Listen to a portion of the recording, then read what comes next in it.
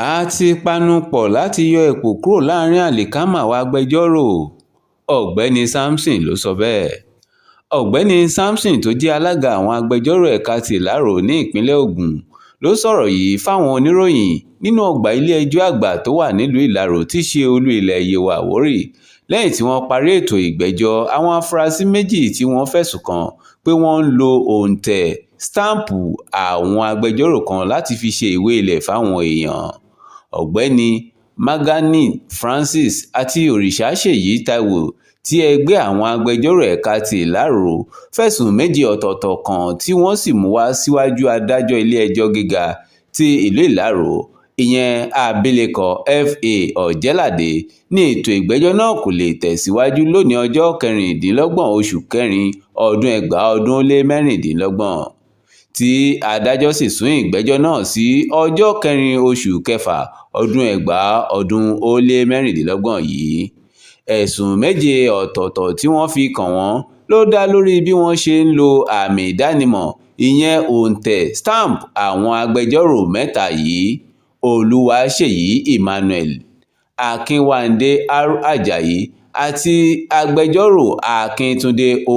Olúrótìmí láti fi ṣe ìwé ilẹ̀ fáwọn èèyàn tí èyí sì tako ìwé òfin orílẹ̀-èdè Nàìjíríà abala 516, 465, 419 àti 484 tí ètò ìjìyà rẹ̀ sì wà ní abala 467 ti ìwé òfin ọdún 2006. bó tilẹ̀ jẹ́ pé àwọn tí wọ́n fẹ̀sùn méjèèje náà kàn ní àwọn kò jẹ̀bi, àmọ́ adájọ́ F.A. Ọ̀jẹ́ládé ti sún ìgbẹ́jọ́ náà sí ọjọ́ 4 oṣù kẹfà ọdún 2026 yìí. ó sì pàṣẹ pé kí wọ́n dá àwọn afurasí náà padà sí ọgbà àwọn ẹlẹ́wọ̀n tí ó wà nílùú ìlárò. ọ̀gbẹ́ni Samson tó jẹ́ alága àwọn agbẹjọ́rò jẹ́ kó di mímọ̀ pé ẹgbẹ́ àwọn ti ṣetán láti bá àwọn afurasí náà ṣe ẹjọ́ kí àwọn sì fi wọ́n jófin kó lè jẹ́ àpẹẹrẹ fún irú àwọn tí wọ́n bá ń ṣe irú nǹkan bẹ́ẹ̀. bẹ́ẹ̀ ni ọ̀gbẹ́ni Samson tó jẹ́ alága àwọn agbẹjọ́rò ní ìlárò tún jẹ́ kó di mímọ̀ pé àwọn ti ṣetán láti yọ èpò kúrò láàrin àlìkámà àwọn agbẹjọ́rò. òfin orílẹ̀-èdè wa kò fààyè gba ẹni tí kò bá lọ sílé ẹ̀kọ́ agbẹjọ́rò láti máa pe ara rẹ̀ ní agbẹjọ́rò. tí ẹnikẹ́ni bá fẹ́ máa ṣiṣẹ́ agbẹjọ́rò ó gbọ́dọ̀ kọ́kọ́ lọ sílé ẹ̀kọ́ àwọn agbẹjọ́rò gẹ́gẹ́ bó ṣe sọ. ó tẹ̀síwájú pé ìwà tí wọ́n hù yìí ti wọ́pọ̀ láàrin àwọn kan tí à ń pè ní lẹ́tàráìtà.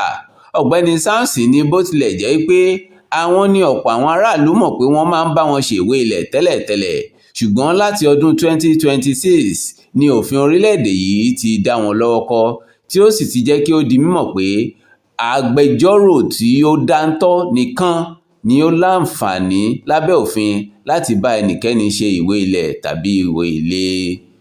ìdí nìyí tí a ṣe mú àwọn afurasí tí wọ́n ń lo àmì ìdánimọ̀ àwọn agbẹjọ́rò tí à ń pè ní sítáǹpù sórí àwọn ìwé ilẹ̀ tí wọ́n máa ń bá àwọn èèyàn ṣe, tí a sì máa fi wọ́n jófin káwọn tó bá ṣe irú ìwà bẹ́ẹ̀ lè jáwọ́.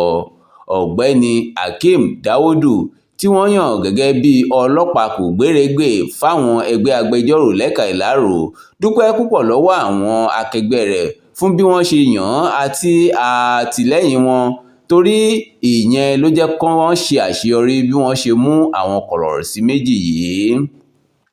bákan náà ni òǹkọ̀wé ẹgbẹ́ náà ọ̀gbẹ́ni Òrìṣàdáre tó jẹ́ kó di mímọ̀ síwájú sí i pé kí àwọn èèyàn má ṣe máa lọ sí ọ̀dọ̀ àwọn kọ̀lọ̀rọ̀sí báyìí láti máa ṣe ìwé ilẹ̀ tàbí ìwé ilé wọn. ó jẹ́ kó di mímọ̀ pé àkóbá ńlá ló máa jẹ́ fún irú ẹni tó bá ń ṣe nǹkan bẹ́ẹ̀. ó sì rọ àwọn aráàlú láti máa lọ sọ́dọ̀ àwọn agbẹjọ́rò tó dáńtọ́ tí wọ́n bá fẹ́ ṣe ìwé ilẹ̀ tàbí ìwé ilé. You and I, you want to agree with me that members of the public, they work hard for their money. And when they buy properties, they should get the best of services, best of legal services for the money they are given. But this group of people, they will represent themselves to be lawyers when they are not, and they will collect money from members of the public. And we have discovered from few cases that we have been doing that these documents are so badly prepared that some persons have even lost cases in court on the strength of the bad document that they have prepared for them. And we have considered this at the level of the Nigerian Bar Association, that it's not proper, it is not okay for the members of the public. We have to not only protecting the integrity of the Nigerian Bar Association, but also to protect the members of the public. At some point, we had meetings with them at various levels, educating them that, look, if you, for any reason you have a reason to prepare land instrument, consult a lawyer directly. You don't need a middleman and all that. Because preparation of land instruments is beyond putting something on paper. There are two core mandates. The first one is due diligence that a lawyer is expected to do before you prepare land instrument. It is the result of due diligence that translates to what you put on paper. But unfortunately, people do not know, because most of these people we talk about kind of blindfold people. At the end of the day, they tell them when they prepare a document, put something on paper, they say they want to take it to a lawyer for endorsement. That endorsement is what we are saying no. A lawyer will not endorse any document that is not prepared by a lawyer. It's only a document that is prepared by a lawyer that the lawyer will endorse.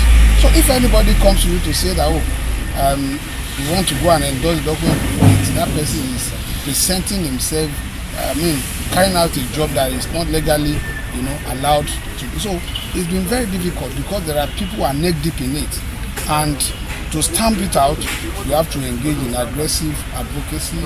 And with this, we believe that ignorance of law is definitely not an excuse.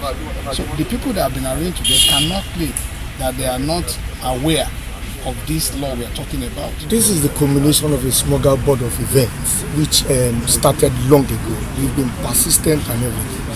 Because you see, these acts of those that were arraigned today are not only immoral, they are inappropriate, and they are, to say the least, criminal. And like my chairman has said, it behoves us, as ministers of the Temple of Justice, to protect the people, not the noble profession which is stained with their actions. Because when you have a document that is prepared wrongly by somebody who is not supposed to have prepared it, and somebody is acting contrary to the legal regulations, then you have a problem, because you cannot even ascertain your rights on what your added money has given you. Òrìṣàbùyí Olúwafẹ́mi ló ń jábọ̀.